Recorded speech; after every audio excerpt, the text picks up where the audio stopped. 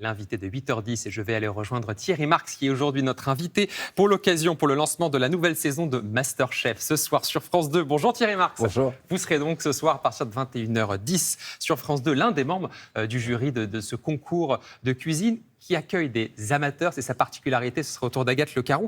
18 candidats. Vous avez déjà été juge, vous, pour des concours à la télévision. Qu'est-ce qu'ils ont de particulier, ces amateurs? Qu'est-ce qu'ils ont en plus? La passion. Ouais. Donc c'est ça qui les anime beaucoup et ils sont capables, avec cette passion pour la cuisine, de se challenger comme ça, les uns avec les autres, pour arriver sur la première marche du podium. Mais qu'est-ce que ça change par rapport à des professionnels? Parce qu'eux aussi sont passionnés. Oui, c'est pas la même chose. D'ailleurs, s'ils sont là, c'est parce qu'ils ont beaucoup observé le monde professionnel et ils s'intéressent, ils ont une attractivité pour le monde professionnel et ils se mettent en situation professionnelle. D'ailleurs, le constat est par moments qu'ils flirtent avec cette frontière entre un amateur et un professionnel et que ces autodidactes, bien souvent et très souvent d'ailleurs, ils passent dans ce camp des cuisiniers professionnels ou cuisinières professionnelles. Ils vous ont surpris sur certains plats? Il y a des plats qui vous ont surpris? Ah oui, parce qu'ils ont une vraie curiosité pour le produit. Donc ils se renseignent, ils s'informent et puis ils ont une capacité à savoir transformer leurs produits de façon merveilleuse. Et puis par moments, il y a des clashs parce qu'ils considèrent que le plat est beau, mais est-ce qu'il est bon? Et des fois il est très bon et il manque un peu d'esthétisme dans le plat. Donc et tout ça le se fait. jugement d'un professionnel comme vous, parfois c'est dur à entendre. Oui, mais c'est aussi quelque chose de très valorisant parce qu'on partage la même passion et finalement, la passion de la cuisine fait que la critique, parce qu'il faut appeler ça par son nom, ça s'appelle une critique, c'est pour vous élever, c'est pas chercher à vous humilier ou à vous vexer par rapport à un candidat, par rapport à un autre. Autre particularité de MasterChef, c'est que la parité est respectée parmi les 18 candidats. Et ça, c'est vrai que c'est assez rare dans votre métier, qui est quand même encore très masculin, il faut le dire. C'est vrai qu'il y avait un peu de retard pour que les femmes rejoignent notre métier, mais il y a une dizaine d'années maintenant, ça y est. Ça se féminise de plus en plus. Ça s'est beaucoup féminisé. Et puis, il y a vraiment aujourd'hui des femmes qui ont une très jolie signature de cuisine et qui imposent un respect total sur leur travail et on les admire beaucoup. Alors, votre objectif dans cette émission, vous avez dit dans une interview, c'est d'abord de donner le goût de cuisiner, de faire comprendre son impact social et environnemental. On est quand même assez loin de l'hyper-performance de la cuisine qu'on peut avoir comme ça quand on parle d'un concours. C'est vrai que quand on parle d'un concours, quand on parle de MasterChef, ce qui m'intéressait aussi, c'est de redonner vraiment une forte lumière sur la cuisine amateur pour dire, vous êtes tous potentiellement des amateurs, tous potentiellement des candidats, faites la cuisine. La cuisine, c'est le meilleur moyen de protéger votre santé. La cuisine, c'est plaisir, bien-être, santé. Alors moi, je ne suis pas médecin, mais tous les médecins s'accordent à dire que si vous recommencez à cuisiner, vous équilibrez un peu mieux votre vie. Et l'alimentation en France est un sujet. Et justement, Thierry Marx, on fait comment pour la cuisine de tous les jours, pour faire des plats sains, bons pour la santé, pas chers? Quand on voit aujourd'hui le prix des aliments dans les rayons, ça explose, la viande, mais pas que.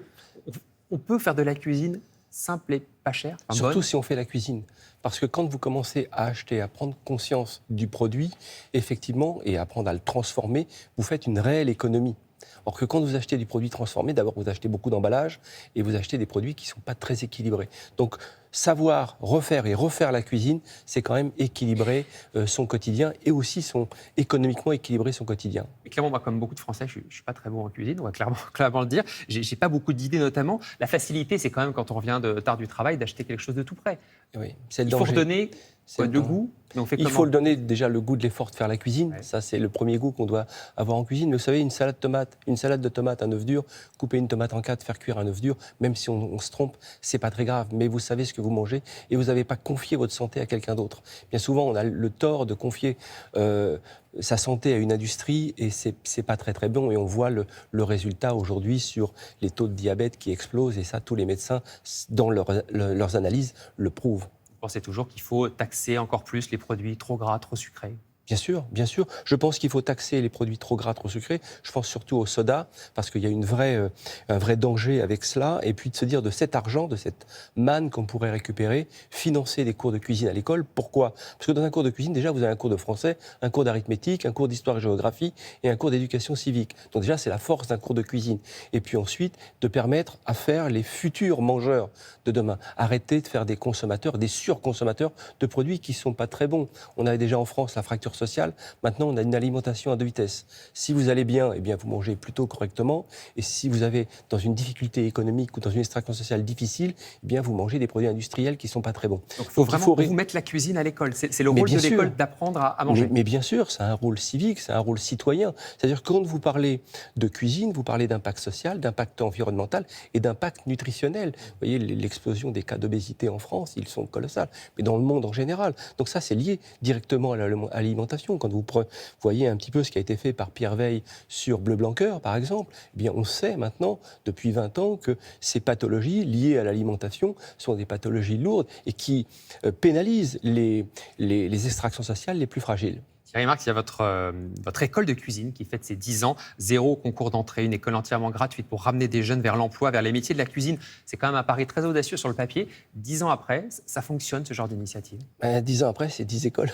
10 écoles. On ne pensait pas. Franchement, avec Philippe et Véronique Carillon, quand on s'est lancé là-dedans, je pensais que c'était un petit peu un effet de manche et que ça ne durerait pas.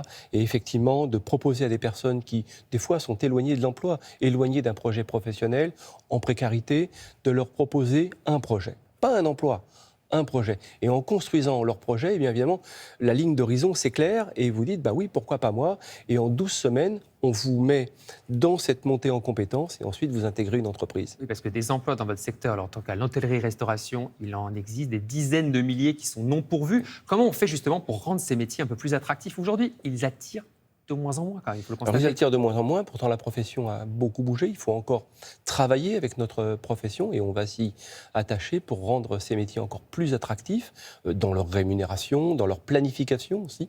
Parce que ce n'est pas tant une question de rémunération. C'est le rythme de vie aussi. On ne peut pas travailler quand les autres se reposent. Donc il va falloir qu'on travaille vraiment avec les pouvoirs publics sur la replanification de ces métiers, la rémunération de ces métiers et leur planification. Un mot, Thierry Marx, quand même, des réseaux sociaux. C'est vrai qu'aujourd'hui, vous allumez n'importe quelle application, vous voyez des belles photos de cuisine. Ça donne envie, c'est un bon moyen de faire partager cette passion et l'éducation au goût. Je pense que oui, c'est notre époque. Donc notre époque, elle a une vision picturale de la cuisine. Moi, mon époque, on avait des signatures de cuisine. On avait de véritables personnalités en cuisine. Voilà, cette photo. On avait de véritables personnalités en cuisine. Aujourd'hui, on a des personnages qui font la cuisine. Je crois qu'on s'attache à manger beaucoup d'images et des fois, il manque un peu de fond.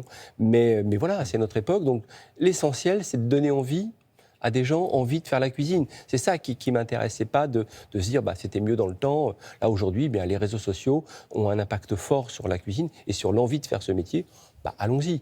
Mais n'oublions pas que la cuisine, c'est le geste, le feu, le temps. C'est pas que la belle image. C'est pas que la belle image. Et si on veut devenir un cuisinier ou une cuisinière professionnelle, il faut, quand on fait un plat, une photo d'un plat, il faut être capable d'en faire 20 en 10 minutes. C'est des fois là, la partie professionnelle. Ouais. Bon, Thierry Marx, on va donc vous retrouver ce soir pour le lancement de cette saison de MasterChef sur France 2. Ça reste quand même un concours, parce que 18 candidats, ce soir, il y en a déjà 9 d'éliminés. Et oui, mais c'est la magie de ces concours bienveillants et qui font que ça va donner envie à un grand nombre de gens de faire la cuisine surtout.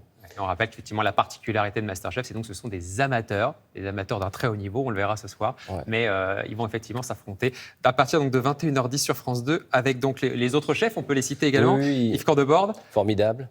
Et Georgiana Viou. Ah, formidable. Parce que, alors voilà un modèle. Parce que elle était amateur, passée vers les concours. Elle a été amateur, elle est autodidacte et elle est maintenant rentrée dans le métier et elle fait partie des chefs aujourd'hui reconnus, femmes formidables et qui ont une véritable signature de cuisine. Et on espère qu'il y en aura d'autres grâce à MasterChef. Donc on vous retrouve ce soir, Thierry Marx, dans ce jury. Avec le plus grand plaisir. Sur France 2 à partir de 21h10. Merci d'être passé par Télématin aujourd'hui.